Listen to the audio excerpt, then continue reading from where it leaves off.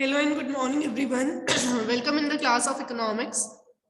I hope all of you are done with chapter number 7th of macroeconomics, which we have completed in our previous class. We have discussed all the concepts related to aggregate demand and aggregate supply. Now in this chapter, chapter number 8th of your book, which is the second chapter of ADAS unit, we are going to discuss the income determination and multiplier. We will discuss how equilibrium level of income is determined in the nation by using the concepts of aggregate demand and aggregate supply.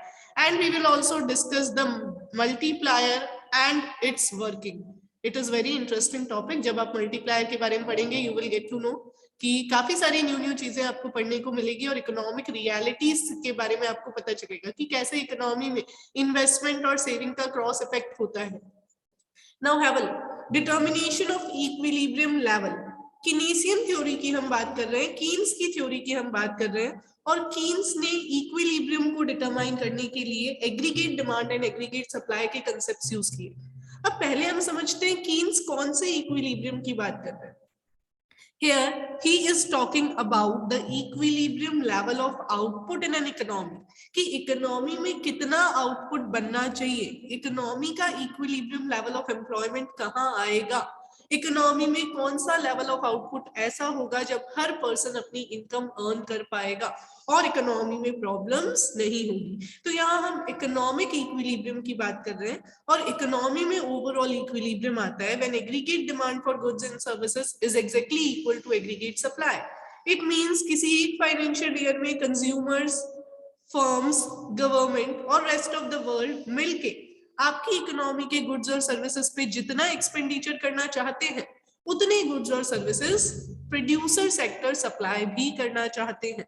Right. What consumers and firms, सिर्फ दो ही concept use करूं अगर मैं, क्योंकि हम close economy में two sector model में पढ़ते हैं एडी. तो consumers and firms what they are planning to spend is exactly equal to the value of goods what the suppliers are willing to supply in the market. So have a look. सबसे पहले तो आपको अगर equilibrium लिखना होगा तो ये first sentence यही लिखना है. According to Keynesian theory, equilibrium is attained at a point where AD is equals to AS during a given period of time. Aggregate demand is equal to aggregate supply. Now have a look. Equilibrium is attained where AD equals AS. Now you know AD is the summation of consumption and investment. AS is the summation of consumption and saving. तो मैं कह सकती हूँ कि equilibrium पे AS and AD, when these both are equal, we can say C plus S is equal to C plus I. Consumption plus saving, consumption plus investment के equal है. जितना एक्सपेंडिचर प्लान हुआ है उतनी ही इनकम जनरेट हुई है. तो यहाँ पे S is equals to I भी आएगा. एग्रीगेट डिमांड एग्रीगेट सप्लाई के इक्वल है तो सेविंग भी इन्वेस्टमेंट के इक्वल होगा. क्यों? क्योंकि AS और AD का एक कॉमन कंपोनेंट है कंजप्शन. तो जो डिफरेंट कंपोनेंट बन गया वो सेविंग और इन्वेस्टमेंट है, तो वो दोनों भी यहाँ पे इक्वल आएंगे. अब इसी सीक्वेंस को कंटिन्यू करते हुए हम इस चैप्टर में पढ़ेंगे equilibrium level from two approaches. Equilibrium of the economy according to Keynesian theory is studied with two approaches. Number one is AD-AS approach and number two is S and I approach. Aggregate demand, aggregate supply approach and saving and investment approach. Now have a look. It must be noted that equilibrium level of income and employment can also be determined according to classical theory. But आपके syllabus में classical theory नहीं है, आपके syllabus में केवल कीनेसियन theory है. ये classical theory आप पढ़ेंगे अपनी हायर स्टडीज में. फर्स्ट ईयर सेकेंड ईयर में जब आप आएंगे तो आप इकोनॉमिक्स में क्लासिकल थ्योरी के बारे में पढ़ेंगे. आगे देखिए. Here are the two approaches. Any approach can be asked in 6 marks. आपको दोनों अप्रोचेस को 6 मार्क्स के अकॉर्डिंग रेडी करना है. खास बात ये है कि दोनों अप्रोचेस में सेम टेबल यूज करेंगे जो हमने चैप्टर नंबर 7 में बनाई थी. याद होगा आपको. We have taken income and we have increased the income from 100. We have started it from 0 and then we have increased it from 100 and we have taken consumption. The autonomous consumption was 40 and then we were increasing the consumption by 80 rupees, right? तो वही same table आप continue करेंगे पूरे chapter में. और graph जैसा आपने aggregate demand और एग्रीगेट सप्लाई का लास्ट चैप्टर में पढ़ा था सेम टू सेम है. बस आपको लैंग्वेज फ्रेमिंग करनी है और कुछ भी नहीं है. Have a look. पहले तो इस इक्विलिब्रियम के क्या अजम्पशंस है, कॉमन है, चाहे एडीएस अप्रोच पढ़ो चाहे सेविंग एंड इन्वेस्टमेंट अप्रोच पढ़ो, assumptions are common for both the approaches. Number one, we are determining the equilibrium level of output under the short run, ठीक है, and two sector model. Short run में पढ़ रहे हैं और to sector model में पढ़ रहे हैं, आपकी बुक ने इसको अलग अलग 2 पॉइंट में दे दिया है. फर्स्ट वाला पॉइंट तो आपको कह रहा है कि टू सेक्टर मॉडल में पढ़ा जा रहा है, only household and firms are available, ठीक है, हम गवर्नमेंट और फॉरेन सेक्टर की बात नहीं कर रहे हैं. और फोर्थ पॉइंट आपको कह रहा है कि आप स्टडी किसकी कर रहे हो, शॉर्ट रन की कर रहे हो. सिंपल है. सेकंड, हमें ऑलरेडी पता है that we have assumed that investment will remain constant. We have assumed that the investment expenditure taken here as a component of AD is autonomous investment expenditure. It is not influenced by the level of income, right? So 3 assumptions are clear to all of you. Number 1, there are only 2 sectors in the economy, household and firm. Number 2, the study is of short run. Number 3, the investment expenditure is assumed to be autonomous. Number 4, prices of goods and services is constant. This is the rule of economics. जब आपको किसी चीज का behaviour पढ़ना है तो आपको बाकी सभी चीजों को कांस्टेंट बनाना पड़ेगा. तो यहाँ पे डिमांड और सप्लाई सबसे ज्यादा इन्फ्लुएंस होती है प्राइस से, तो हम प्राइस को कांस्टेंट मान के चलेंगे. Now have a look. According to the Keynesian theory, sorry, the equilibrium level of income in an economy is determined when AD, which is represented by C and I, is equals to total output, or we can say aggregate supply. आगे bracket में लिख सकते हैं which includes consumption and saving. क्या लिखा मैंने लिखा the equilibrium level of income in the economy is determined where aggregate demand, which is equals to consumption and investment, is exactly equal to aggregate supply, which is equals to consumption and saving. क्या कुछ भी नई बात बताई क्या? No, ये वाली बातें तो हम पहले से पढ़ के आ रहे हैं. अभी हमने आगे यही तो डिस्कस किया था. तो ये एडीएएस की स्टेटमेंट हो गई इक्विलिब्रियम की. Now they are explaining you the 2 components of aggregate demand, जो ऑलरेडी आप चैप्टर नंबर 7 में स्टडी करके आए. कौन कौन से कंपोनेंट्स होते हैं? Consumption and investment. यहाँ पे you have to mention that consumption depends upon the level of personal disposable income. It is directly related with level of income, and investment is assumed to be independent, which is not depending on the level of income, as it is assumed as autonomous investment. कुछ भी new नहीं है, ये सारी चीजें आपने बहुत बढ़िया तरीके से पढ़ रखी है, right? Now have a look. So AD curve is represented by C plus I curve in the income determination analysis. AD curve को हम C plus I का कर्व भी बनाएंगे, कंजप्शन और इन्वेस्टमेंट को ऐड करके जो कर्व आएगा, और AS total output of goods and services. और ये 45 डिग्री लाइन से हम प्रेजेंट करेंगे. क्यों 45 डिग्री लाइन? क्योंकि इनकम जो रिसीव हो रही है वो या तो कंज्यूम हो रही है या सेव हो रही है, इधर उधर और कहीं भी ये इनकम नहीं जा रही, राइट? अब देखिए schedule. Do we already know the schedule? What we are supposed to do? We are supposed to take the income. यहाँ पे इन्होंने एम्प्लॉयमेंट भी ले लिया है. ये एक छोटा सा पार्ट न्यू है. एम्प्लॉयमेंट भी इन्होंने 0 से लेके 10, 20, 30, 40, 50, 60, 10 से इंक्रीज कर दिए. इनकम तभी तो बढ़ेगी जब लोगों को एम्प्लॉयमेंट मिलेगा. Now have a look. Income we already know. Consumption. Do you know this behavior of consumption? It is it is positive at 0 level of income.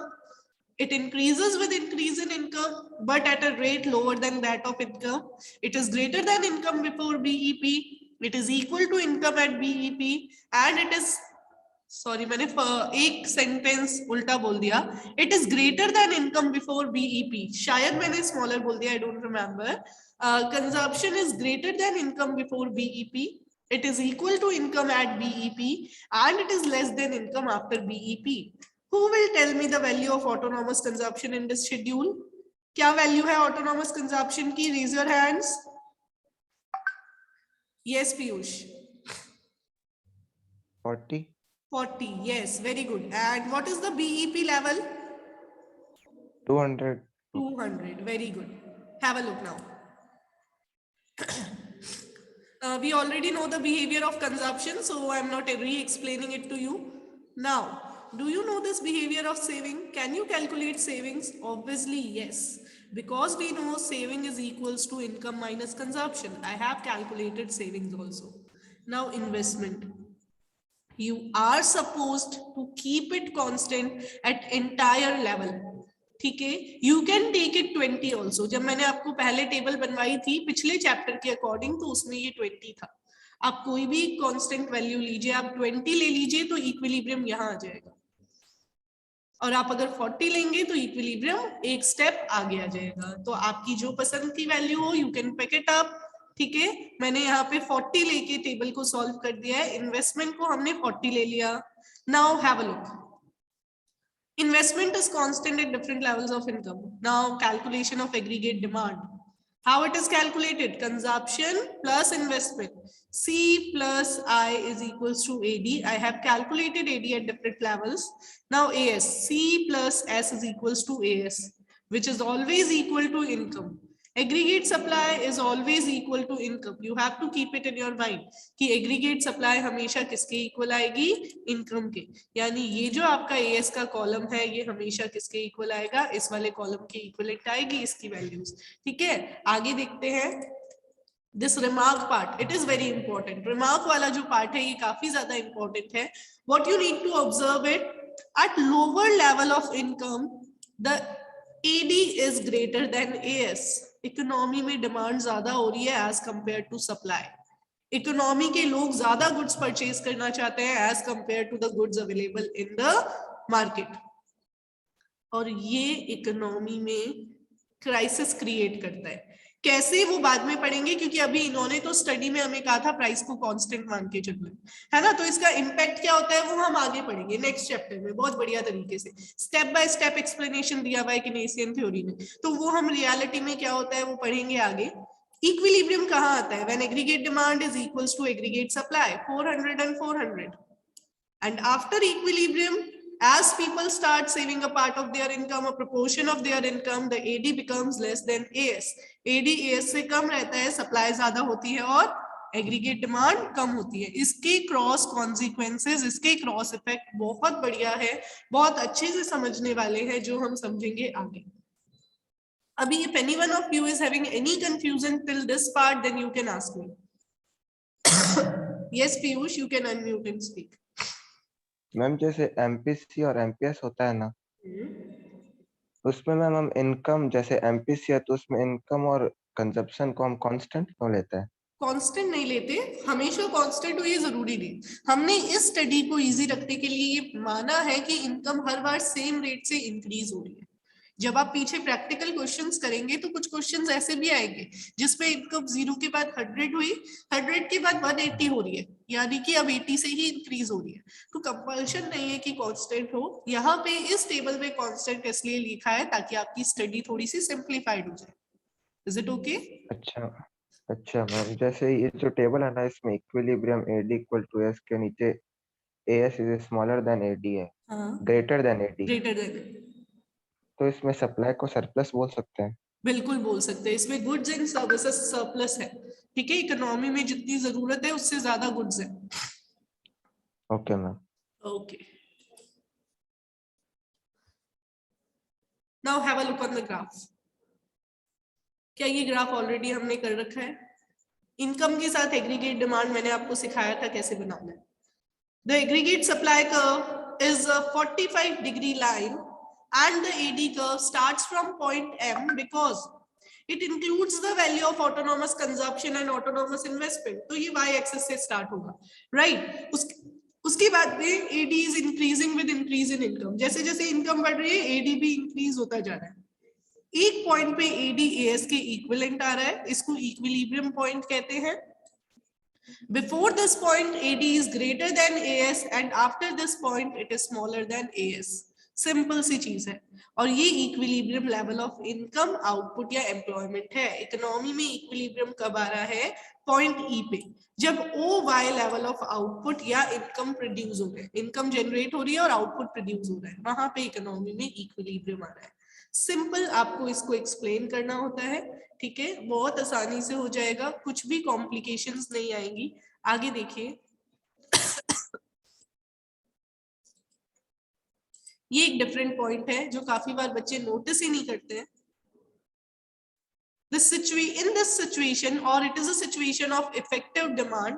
Effective demand refers to that level of AD which becomes effective because it is equal to AS. यानी ये जो demand है आपके इस table में कितनी OM, ये OM effective demand है. OM डिमांड इफेक्टिव डिमांड है. क्यों? क्योंकि ये सबसे बढ़िया demand, sorry, this part, not OM, this part, just give me 1 second. This level of demand, this is effective demand. Demand at point E is effective demand because this is the demand which is exactly equal to supply.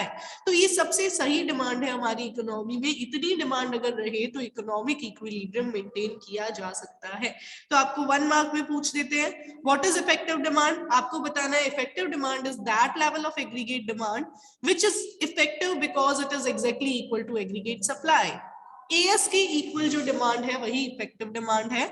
और ये effective क्यों है? क्योंकि ये हमारे as के बराबर है, इसीलिए इफेक्टिव है. आगे देखिए. Now you have to discuss क्या होता है अगर एडी एएस से कम है और क्या होगा अगर एडी एएस से ज्यादा है. दोनों ही सिचुएशंस में क्या क्या होता है वो हमें समझना पड़ेगा. तो देखिए, when AD is less than AS, यानी इक्विलिब्रियम के बाद की बात कर रहे हैं. यहाँ पे बुक में थोड़ा सा एरर है. एक्सप्लेनेशन मोर देन AS का है, लेकिन यहाँ पे लिखा हुआ लेस है. आप इसको करेक्शन कीजिए. लेटेस्ट एडिशन में ये एरर है. when AD is more than AS को एक्सप्लेन किया हुआ, इस लेस को कट करके मोर कर दीजिए. यहाँ पे क्या करना है आपको, ये जो AD is less than AS लिखा हुआ है इस लेस को काटना है और यहाँ पे लिख देना है when AD is more than AS. पहले एक्सप्लेनेशन मोर का है और बाद में लेस का है. Have a look.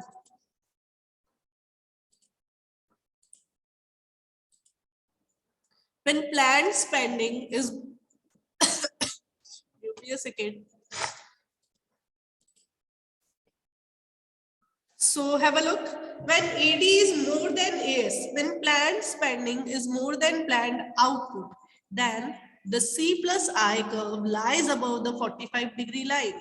It means that consumers and firms together would be buying more of goods than the firms are willing to produce. As a result, the planned inventory would fall below the desired level. समझ में आया क्या कह रहे हैं? First full stop तक तो यही बता रहे हैं कि हुआ क्या है इकोनॉमी में.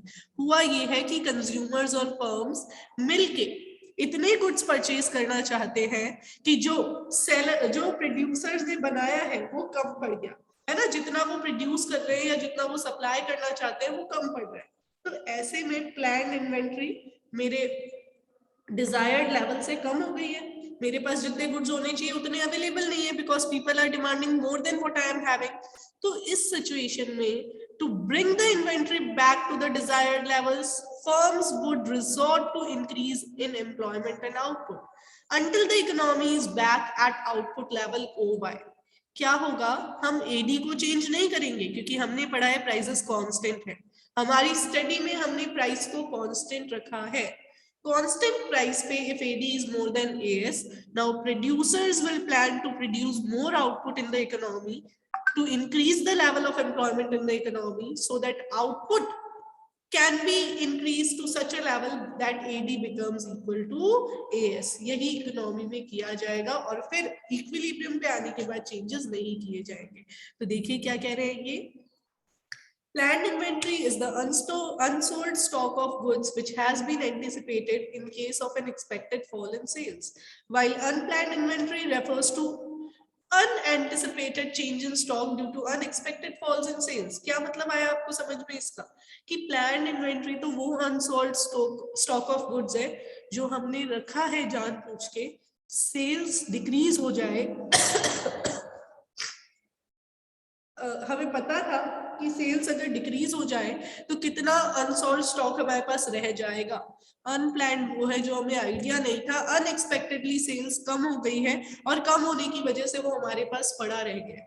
काफी बार हमारी प्लान्ड इन्वेंटरी कम भी हो जाती है, यानी शॉर्ट पड़ गई है कि हमारे पास अवेलेबल ही नहीं है. हमें लगा था इतनी सेल्स तो होगी नहीं तो हमने इतने स्टॉक बनाया ही नहीं, रेडी नहीं रखा, बट एक्चुअली डिमांड बहुत ज्यादा हो गई तो अब हमें अपनी प्लान्ड इन्वेंटरी को बढ़ाना पड़ेगा. सिंपल और शॉर्ट लैंग्वेज में कहूं तो when AD is more than AS, AS will adjust itself and AS will increase itself. कैसे increase होगी? Producers will plan to produce more because they want to fulfill the entire demand of the economy, right? And when AD is less than AS, तो क्या होगा economy में? देखिए AD less है तो producers के पास ज्यादा आउटपुट रह गया, ज्यादा आउटपुट है, ज्यादा इन्वेंट्री है, तो अगली बार वो कम प्रोडक्शन प्लान करेंगे, कम प्रोडक्शन प्लान करेंगे यानी एम्प्लॉयमेंट और आउटपुट का लेवल इकोनॉमी में डिक्रीज करेंगे, डिक्रीज करते करते इनकम को वहां तक ले आएंगे जहां वो एडी के इक्विवेलेंट होगी। तो एक बात आपने क्या समझी कि एडजस्टमेंट फैक्टर हमेशा प्रोड्यूसर की तरफ से होता है, कंज्यूमर की तरफ से नहीं होता, specially in the 2 sector model. 3 sector जब होगा तो गवर्नमेंट कभी कभी एडी को भी कम करने की कोशिश करेगी क्योंकि वो उस पोजीशन में नहीं होगी कि इकोनॉमी में एग्रीगेट सप्लाई को बढ़ाया जाए, आउटपुट को बढ़ाना पॉसिबल नहीं होगा due to scarcity of resources, तो कभी कभी गवर्नमेंट एडी को भी फॉल करेगी। कैसे? आप बढ़िया तरीके से पढ़ेंगे आगे। अभी 6 मार्क्स का जो फर्स्ट क्वेश्चन आज हमने कवर किया वो क्या है? Equilibrium according to Keynesian theory as per aggregate demand and aggregate supply approach। क्या क्या बताना है आपको, कैसे नोट्स प्रिपेयर करने हैं, सुनिएगा ध्यान से। Firstly, you have to note it down that equilibrium according to AD-AS approach is attained where AD, which includes C and I, is exactly equal to AS, which includes C and S. Then you have to write these assumptions in a very short manner. Number 1, the economy is a 2-sector model. Number 2, the study is of short run. Number 3, investment is autonomous. Number 4, price remains constant. Then after you have to explain the behavior of consumption and investment. And in one line, by highlighting the point, you have to write down that AS curve is a 45-degree curve because it includes C plus S, which is equal to income at different levels. Then you have to draw the schedule. Then you have to draw the graph. Make sure remark column is very important in the schedule. You have to draw this also. Remarks, it is compulsory to give remarks. You can draw the previous table also, जहाँ पे हमने investment को 20 लिया था. Then this graph, you need to mention in this graph here that before point E, AD is greater than AS, after point E, AD is smaller than AS. ये आप लिख दीजिएगा और ग्राफ थोड़ा अच्छे से खुला खुला बनाना है, कचरा नहीं करना. Then just in 2 lines you have to note it down that in the table AD equals to AS at 400 level of income, and in the graph point E is the equilibrium point. Now you need to mention in very short manner what will happen if AD is greater than AS and what will happen if AD is smaller than AS. Restoration of equilibrium will be the heading. Restoration of equilibrium. जब ये आपको 6 marks में पूछ रहे हैं तो AD less than AS में क्या होगा ये आप छोटे से फ्लो चार्ट से समझा सकते हो, एरो लगा के, जैसे मैं आपको बोर्ड पे एक्सप्लेन करती हूँ ना कि क्या होगा इस कंडीशन में. बट अगर ये अलग से 3 मार्क्स में पूछ ले what will happen when AD is less than AS, तो आपको इसको पूरा लैंग्वेज फॉर्म में बताना है क्योंकि 6 मार्क्स में ऑलरेडी हमारा ऊपर वाला कंटेंट बढ़िया कवर हो चुका है, तो हमें इसकी थ्योरी लिखने की जरूरत नहीं है, हम इसको बढ़िया से सिर्फ प्रेजेंट कर सकते हैं. ठीक है, आपका टास्क रहेगा to read the chapter up to this part. In our next class, we will start a new topic, that is the saving and investment approach of equilibrium. Till that, have a nice day, enjoy yourself, and make sure you have to study the chapter.